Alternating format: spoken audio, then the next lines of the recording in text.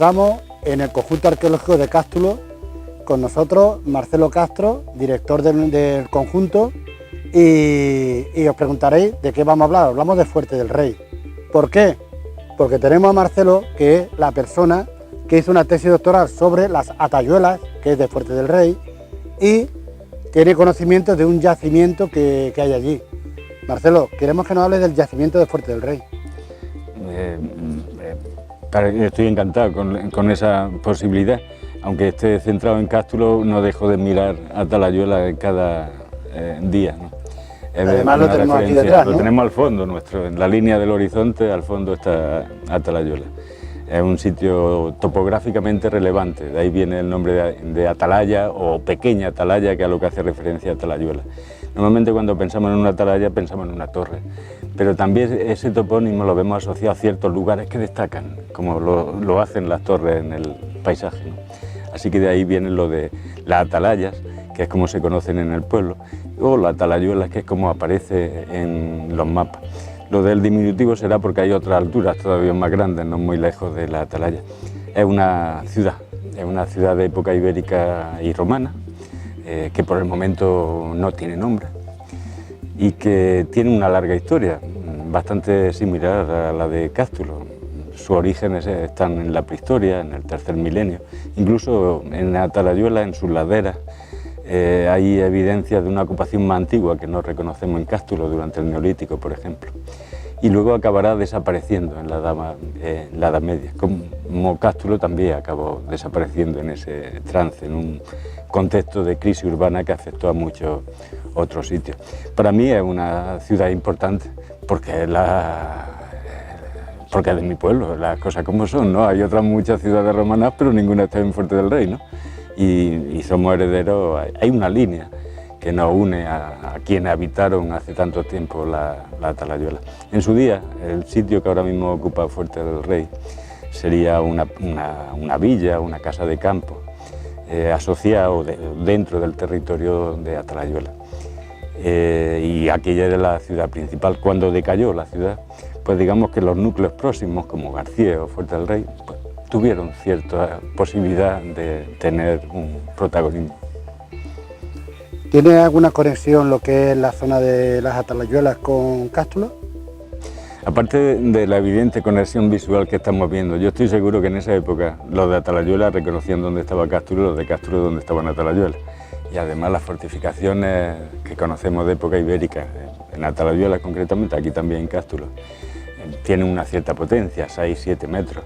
Y a pesar de los kilómetros que nos separan, cuando esas bandas de muralla bordeando la cima del cerro estuvieran pintadas de rojo o encaladas en blanco, serían hitos que se permitirían reconocer la localización a muy larga distancia. Por lo demás, Cástulo tuvo su territorio, Atalayuela tuvo el suyo propio. Hay intercambios y contactos, sin duda. En Atalayuela hemos encontrado algunas de las monedas de Cástulo, pero también hemos encontrado otras de Bulco, la actual Porcuna. De manera que contactos los debió de haber. Siempre que pensamos en la antigüedad pensamos en un mundo muy cerrado. Y en la práctica y la evidencia arqueológica nos demuestran que no era tanto. Los contactos ha habido siempre y a muy larga distancia.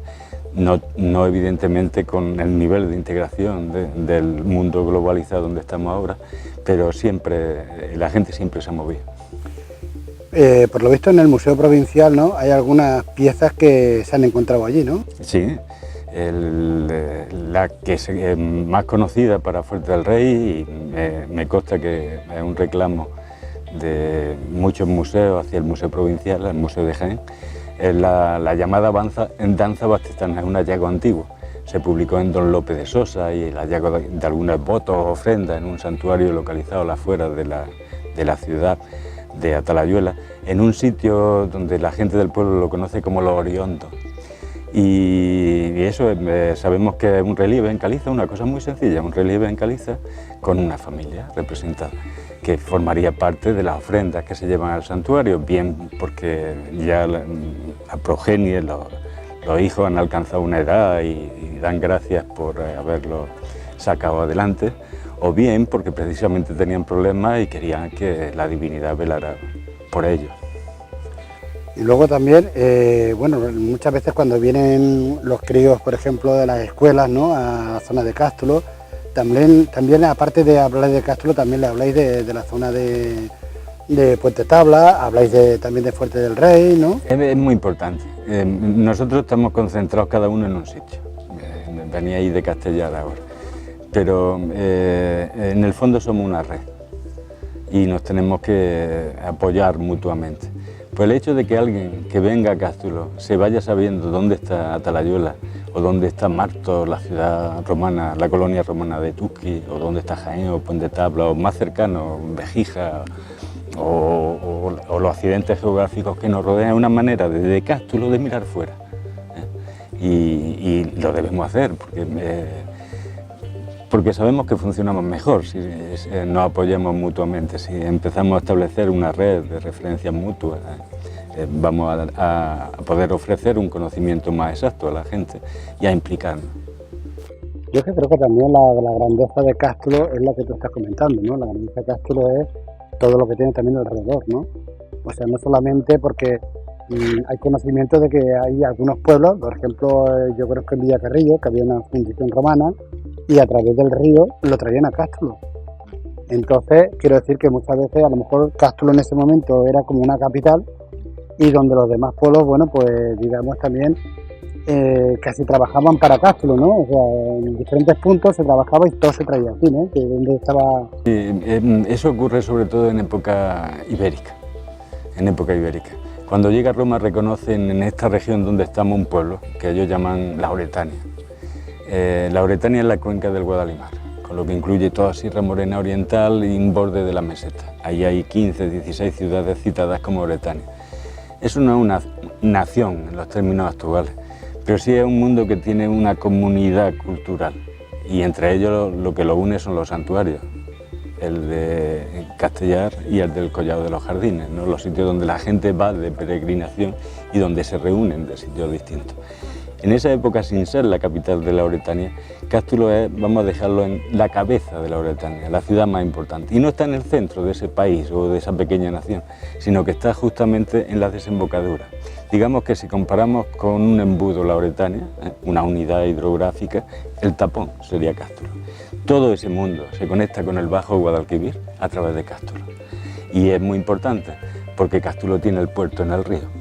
De manera que esa es la conexión fluvial, el cordón umbilical que une toda la región con la Baja Andalucía. Y al mismo tiempo nos está conectando con la meseta, nos está conectando con el Levante. Cástulo pertenecía a la Tarraconense, a la provincia romana oriental. Esa unidad funcionó sobre todo en época ibérica. Cuando llega a Roma, Roma quiere entenderse ciudad con ciudad. Lo otro es demasiado peligroso, de manera que en ese momento Villacarrillo y su área va a ser una ciudad distinta a la de Cástulo, que tendrá su propio territorio, seguramente muy amplio, pero no es ya la cabeza de un territorio que en un determinado momento podía tomar decisiones políticas poco convenientes.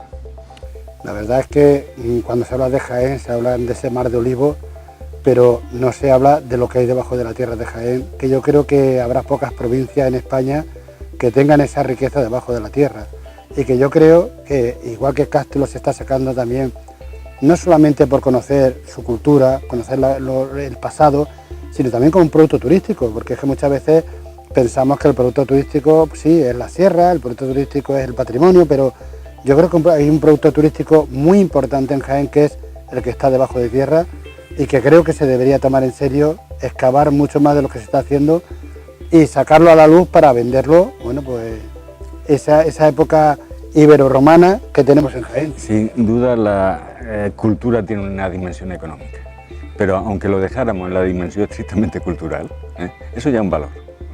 Que la gente, que nos acerquemos al pasado a través de documentos como son la arqueología mudo, pero que son duros de tergiversar, es importante. Nuestra sociedad necesita tener una historia creíble sobre su pasado y esa tiene que ser hecha en nombre de la ciencia, porque si no van a venir otros a ocupar y nos van a llenar la cabeza de historia. Estamos comprometidos y eso en sí mismo sería un valor, el reconocimiento de la historia. Pero con independencia de eso, también hay una economía de la cultura y en ella el patrimonio arqueológico tiene mucho que decir. No quiere decir con esto que todo y cada uno de los sitios de la provincia de Jaén deban ser puestos en valor. El principal valor del patrimonio arqueológico es que lleva aquí miles de años. Así que, aunque solamente fuéramos capaces de no destruirlo, de trasladarlo a la siguiente generación en unas condiciones similares a lo que está, ya haríamos un papel importante. Pero aún así, algo deberemos hacer, excavar, como decía, pero también lo que excavemos debemos hacer un esfuerzo para que se muestre al público. Y protegerlo. Exactamente. Bueno, también tengo conocimiento de que tu tesis doctoral versó mucho sobre el tema de la talayuela y de los temas de la población rural, ¿no? Exactamente, sobre el paisaje agrario en época romana. No coincidía exactamente con el término actual de Fuerte del Rey, es una extensión mayor, digamos, que el término de la antigua ciudad que tuvo su localización en la Talayuela era un territorio que multiplicaba casi por 3 el tamaño que tiene ahora el territorio el término municipal de Fuerte del Rey. Y ese no fue una tesis de excavación arqueológica, sino de prospección de superficie, de registrar las evidencias que quedan en la superficie del terreno de los asentamientos, que es la primera manera de reconocer los que tenemos nosotros. Y a partir de esa evidencia se clasifican, se tabulan y se controlan la información que nos suministra cada una de ellas y podemos conocer algo. En ese caso, lo que defendía en la tesis es que había un territorio mucho más complejo que en el actual. Ahora vemos solo el Mar de Olivos, estemos donde estemos. En Fuerte del Rey, no hace muchos años, junto al Mar de Olivos, en la zona norte, había también una campiña de cereales y leguminosas. Pues en época romana la imagen que nos trasladaba a esos asentamientos era todavía más compleja. Teníamos una zona de bosque, teníamos una zona de tierra arable, lotes asignados a propietarios particulares. Cada lote venía a equivaler a unas 16 hectáreas y cada conjunto de 9 de esos lotes también tenía una zona común para los pastos, donde estaba el punto de agua y demás. Y a partir de muchas pequeñas evidencias pudimos ir construyendo, no fue una tarea solo mía, evidentemente, como siempre el trabajo en arqueología, cómo era el paisaje rural de ese tiempo. Coincidía con una etapa muy relevante en la historia de la Hispania romana, la etapa en la que se concede la ciudadanía latina a la población libre. Eso debió de ser en la Talayuela una verdadera revolución. De repente mucha población por primera vez se constituían como lo habían hecho los romanos, y lo primero que hacía la ciudad es dotarlos de unos recursos mínimos, un reparto de tierra y de derechos en torno a la tierra, un uso comunal de las zonas de bosque, un uso compartido de las zonas de pasto y un uso privativo y de la tierra que ellos llamaban arable, ¿no? De manera que la agricultura de ese tiempo miraba en varios frentes, ¿no? Era mucho más diversa que la nuestra, ¿no? En cambio el bosque en esa época era básico, era el abastecimiento de leña, de carbón, de caza.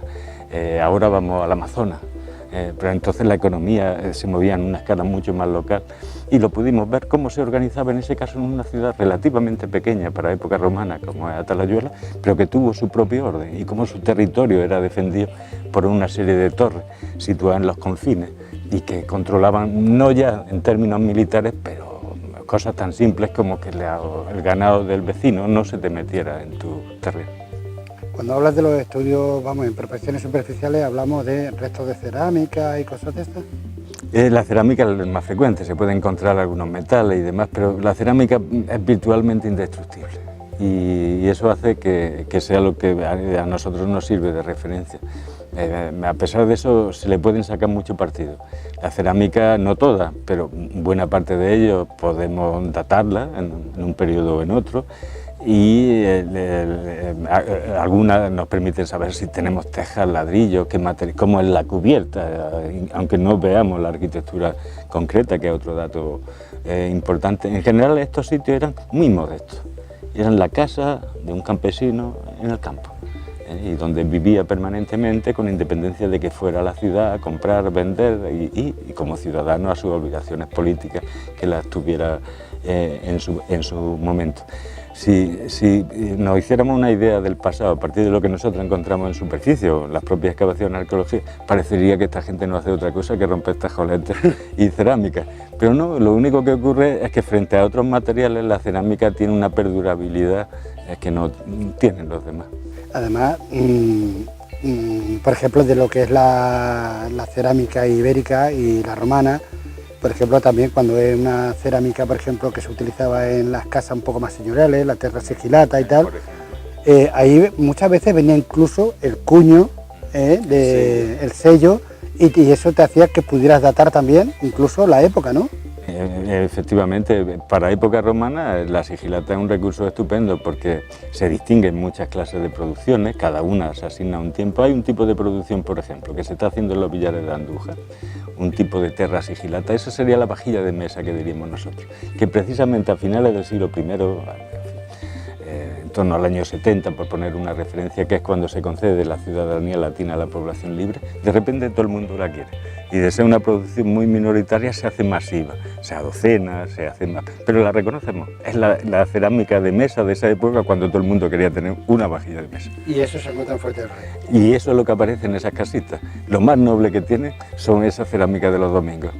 Bueno, pues ya, por lo menos ahí ya datamos que las tayuelas de Fuerte del Rey son de la época. Son de esa época, finales del siglo I, inicios del segundo.